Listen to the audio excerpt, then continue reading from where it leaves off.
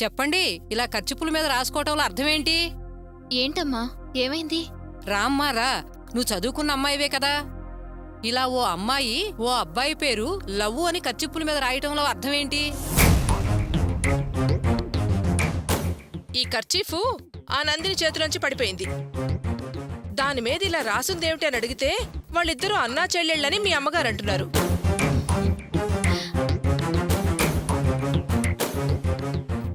ఇదా మీ సమస్య? ఇందుకేనా అంత టెన్షన్ పడుతున్నారు? ఇలా లవ్ అని రాసుకున్నంత మాత్రాన ఇద్దరూ లవ్ చేసుకున్నారనే అర్థమా?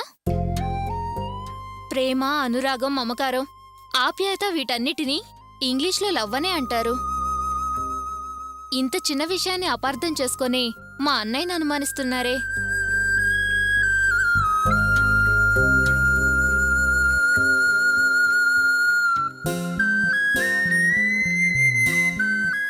ఇలాంటి కర్చీఫ్ మా అన్నయ్య నాకు ఇచ్చాడు. అంత మాత్రాన మా ఇద్దరిని తప్పు పడతారా?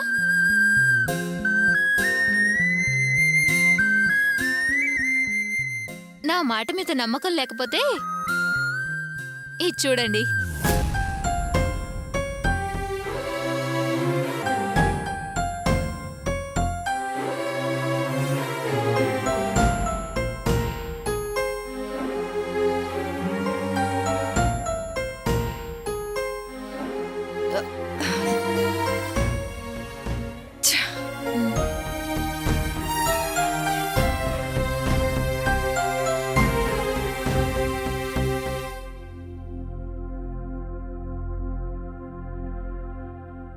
మా అన్నయ్యకి, మా స్నేహితులకి, బంధువులకి ఇలా కర్చీఫ్లు ఇవ్వటం అలవాటు.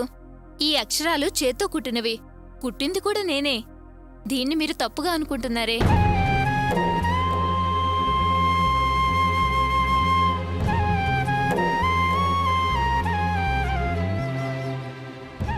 వదిన గారు, మొదట్నుంచి మీరు మా అబ్బాయిని అనుమానిస్తూనే ఉన్నారు. ఇదేం బాగాలేదండి. ముందు మా అబ్బాయి ఉద్యోగాన్ని అనుమానించి కంపెనీలో విచారించారు. ఆ తర్వాత అతను ఇంజనీరా, మెకానికా అని షెడ్లో విచారించారు. ఆ తర్వాత తెలిసిన వాళ్ళింట్లో విచారించారు. ఇప్పుడు మా అబ్బాయి ప్రవర్తన అనుమానిస్తున్నారు. అది కూడా తెల్లారితే పెళ్లి అనగా పెళ్లి మండపంలో అనుమానిస్తున్నారు. ఇదేం బాగాలేదు వదిన గారు. చూడమ్మా, ఆడపిల్లల్ని గన్న తల్లి గదా, కర్చీఫ్ మీద అలా రాసుండటం చూసి భయం వేసి అలా అడిగింది. తప్పుగా అనుకోవద్దు, క్షమించండమ్మా. వదిన గారు, ఈ విషయాన్ని ఇక్కడితో వదిలేయండి. దయచేసి పెద్దది చేయకండి. మనసు ఉండబట్టలేక అడిగాను. అర్థం చేసుకోండి. చూడండి, ఇకనైనా అయిందానికి కాందానికి అనుమానించకుండా పెళ్లి బాగా జరిగేలా చూడండి. నువ్వు రావే.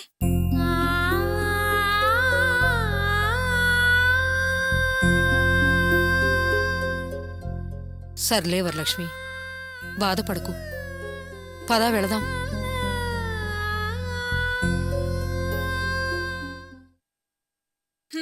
ఇంక మనమెందుకమ్మా ఇక్కడ, వెళ్దాం పదా. సరేరా.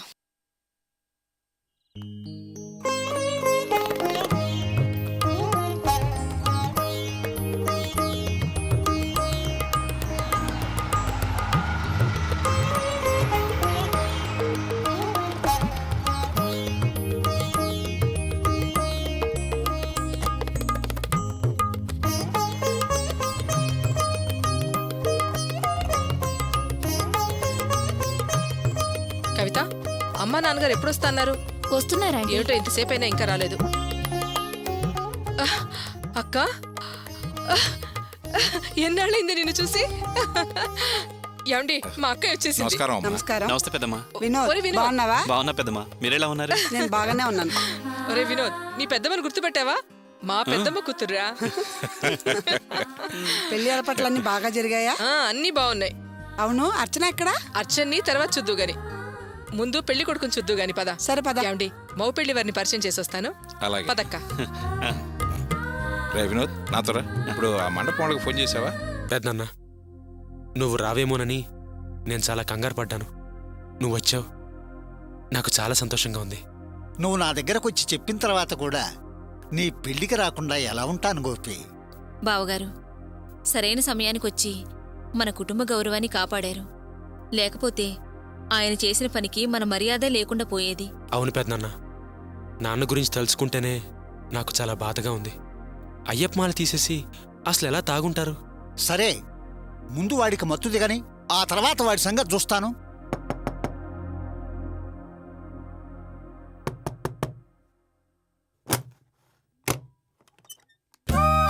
రెండోదిని గారు రండి.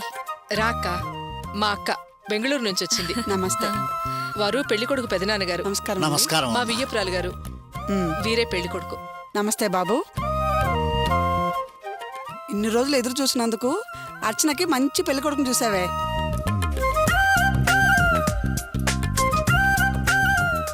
అవునక్క, పెళ్లికొడుకు చాలా బుద్ధిమంతుడు, మేలిమి బంగారం. ఏ చెడ్డ అలవాటు లేదు. అందరితో ప్రేమగా కలిసిపోతారు. మన అర్చనకి ఎలాంటి పెళ్లికొడుకు కావాలని కలలు కన్నానో అలాంటి వరుడే దొరికాడు. అంతా మన అదృష్టం. పెళ్లి కొడుకు ఏ కంపెనీలో ఉద్యోగం చేస్తాడు? పెద్ద కంపెనీలోనే ఉద్యోగం చేస్తున్నారు. మన చలపతిరావు అన్నయ్య కొడుకు లేడు, ఆ, వాడికంటే మా అల్లుడు గారే ఎక్కువ సంపాదిస్తున్నారు.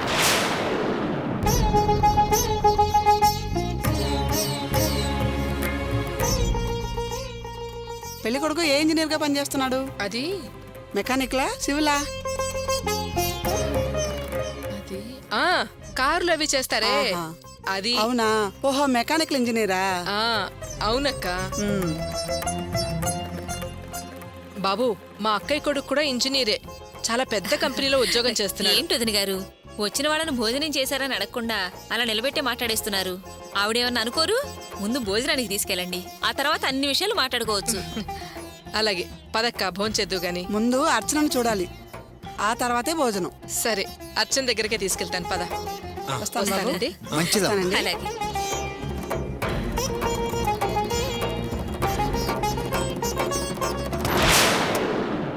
ఏంటి పెద్దనాన్న ఇది? ఆవిడ నన్ను పెద్ద ఇంజనీర్గా పరిచయం చేస్తుందేంటి? నేను మెకానిక్ నన్ను నిజం ఆవిడికి తెలీదా? నువ్వు చెప్పానని చెప్పావు. అవును గోపి, ఆవిడ భర్తతో అన్ని విషయాలు వివరంగా చెప్పాను. కానీ ఆయనే నా భార్యతో ఇప్పుడు ఈ విషయం చెప్పొద్దు, సమయం వచ్చినప్పుడు నేనే చెబుతాను అన్నారు. ఇంకా ఆయన ఆవిడతో చెప్పినట్టు లేదు. ఏంటి పెద్దనాన్న ఇది? ఈ విషయాన్ని నువ్వు చాలా తేలిగ్గా తీసుకుంటున్నావు. ఇది చిన్న విషయం కాదు పెద్దనాన్న. అంత పెద్ద నిజం ఆవిడ దగ్గర తేయడం పద్ధతి కాదు. చెప్పడం మన బాధ్యత. పదండి నిజం చెప్పొద్దాం. నువ్వు తొందరపడకు గోపి, సమయం వచ్చినప్పుడు ఆయనే ఆమెతో చెబుతారు. ఆ సమయం ఎప్పుడు వస్తుంది పెద్దనాన్న? పెద్దనాన్న, నన్ను ఆవిడ ఇంజనీర్గా పరిచయం చేస్తున్నప్పుడు ఆవిడ మొహంలో ఉన్న సంతోషం, ఆనందం చూసావా? ఆవిడ్ని మోసం చేస్తున్నాం పెద్దనాన్న. ఈ నిజం ఇవాళ కాకపోయినా రేపైనా వాళ్ళ ఖచ్చితంగా తెలుస్తుంది. వాడు మన కుటుంబం గురించి ఏమనుకుంటారు? అల్లుడిగా వాళ్ళంటూ నాకు మర్యాద ఉంటుందా? వద్దు పెద్దనాన్న. ఏ మనిషైనా నీతిగా నిజాయితీగా బతకాలని నువ్వే కదా చెప్పావు. అలాంటప్పుడు ఆవిడ్ని మోసం చేయడం కరెక్టేనంటావా? పెద్దనాన్న, నేను మెకానికల్ ఇంజనీర్ని కాదు, మామూలు మెకానిక్ నన్న నిజాన్ని వాళ్ళకి చెప్పేద్దాం పెద్దనాన్న. అప్పుడే నేను అర్చన మెడలో మనశ్శాంతిగా తాళి కట్టగలను.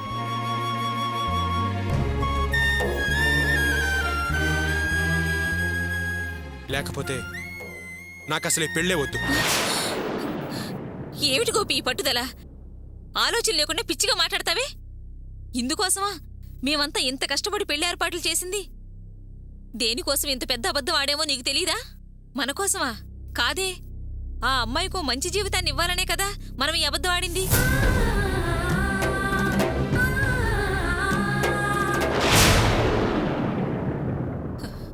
ఇప్పుడు నువ్వు వెళ్ళి నిజం చెప్పడం వల్ల ఈ పెళ్లి ఆగిపోయిందనుకో, నువ్వంటే మగాడివి, నీకెవరైనా పిల్లనిస్తారు. కాని ఆ అమ్మాయి గురించి ఒక్కసారి ఆలోచించావా?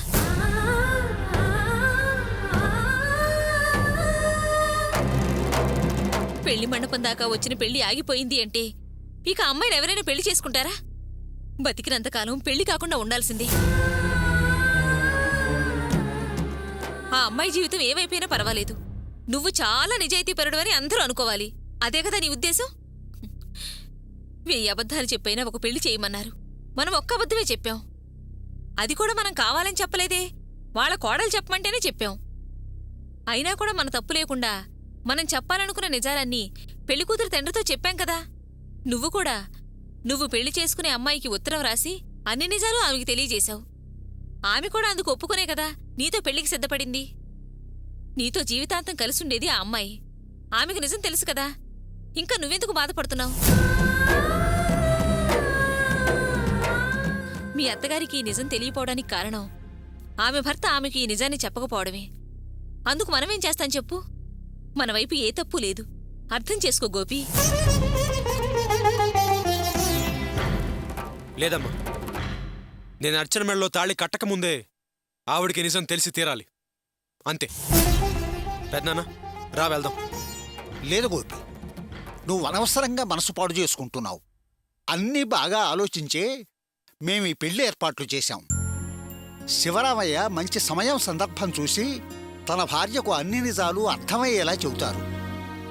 ఇప్పుడెళ్ళి నువ్వు నిజం చెబితే మీ అమ్మ చెప్పినట్లు అర్చన జీవితమే పాడైపోతుంది. ఇలా చూడు గోపి, మంచి పని కోసం అబద్ధం చెప్పినా తప్పు లేదని పెద్దలే అన్నారు. అనవసరంగా మనసు పాడు చేసుకోక లక్షణంగా పెళ్లి చేసుకో. అది కాదు పెద్దనాన్న, నువ్వు చెప్పేది నిజమే, కానీ గోపి, మీ పెదనాన్న ఏం చెప్పినా నీ మంచి కోసమే చెబుతాడు. నా మాట వింటావు గదా?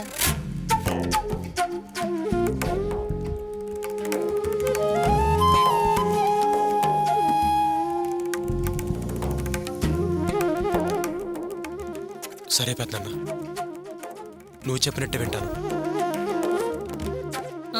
అమ్మా, ఏం చేస్తున్నావు? మీ నాన్న కొడుకు పెళ్లి అనే ఆలోచన కూడా లేకుండా తప్ప తాగి కళ్యాణ మండపంలో గొడవ చేస్తుంటే తీసుకొచ్చి గదిలో పెట్టి తాళం వేశాన్రా. తప్పించుకుని పారిపోయాడా, గదిలోనే ఉన్నాడా అని చూసొస్తున్నాను. ఈ సంగతి బయటికి తెలిస్తే మన పరువు కూడా పోతుందిరా. మనకు పరువు అదేదో ఈరోజు కొత్తగా పోతున్నట్టు. ఏం మాట్లాడుతున్నావు అమ్మా? మనకు పరువు పోయినా ఏం పర్వాలేదు, కానీ పెళ్లివారి కన్నా ఇంజనీర్ కాదన్న సంగతి తెలిసిపోయి పెళ్లి ఆగిపోతుందేమో. ఫ్రే, ఏమిటి అపసకర మాటలు మాట్లాడుతున్నావు? చూస్తుంటే నువ్వే వెళ్ళి ఆడపిల్లి వారికి అన్ని నిజాలు చెప్పేలా ఉన్నావే. మీ నాన్నతో పాటు నిన్ను కూడా గదిలో పెట్టి తాళం పెడతాను. తిక్క కుదిరిపోతుంది. వెళ్ళిక్కడి నుంచి. సరే, కానీ పైన వాళ్ళు జిలేబీలని చెప్పి లడ్డూలు చేస్తున్నారమ్మా, ముందెళ్ళి అది చూడు. అవన్నీ నేను చూసుకుంటాలే, పోరా.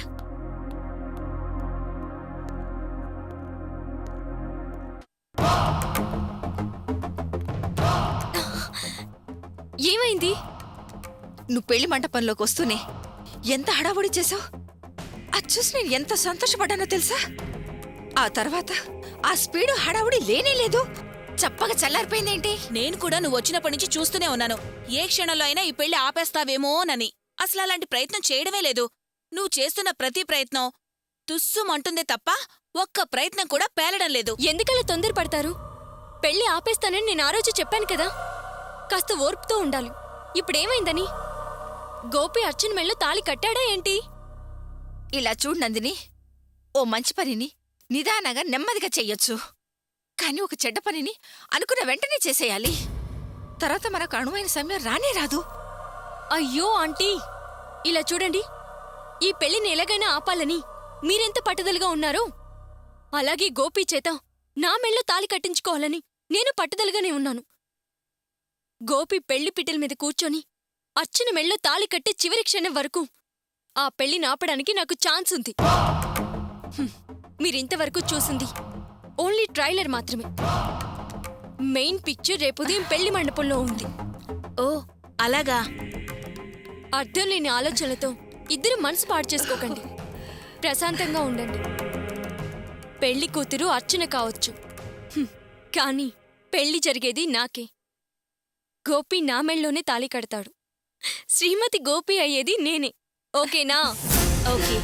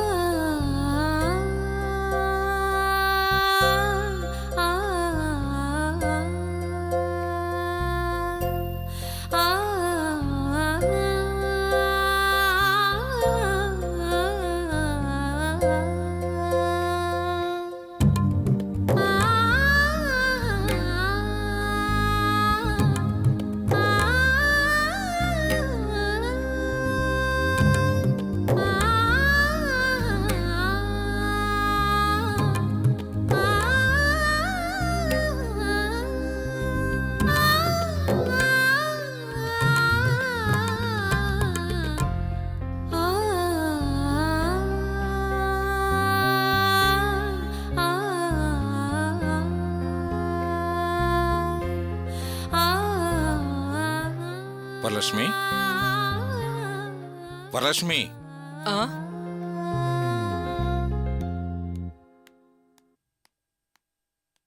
ఏంటండి? ఏంటి ఇంకా నిద్రపోలేదా? ఎలా నిద్రపడుతుంది చెప్పండి? ఇన్ని సంవత్సరాల నా కల రేపొద్దున నిజం అవబోతోంది.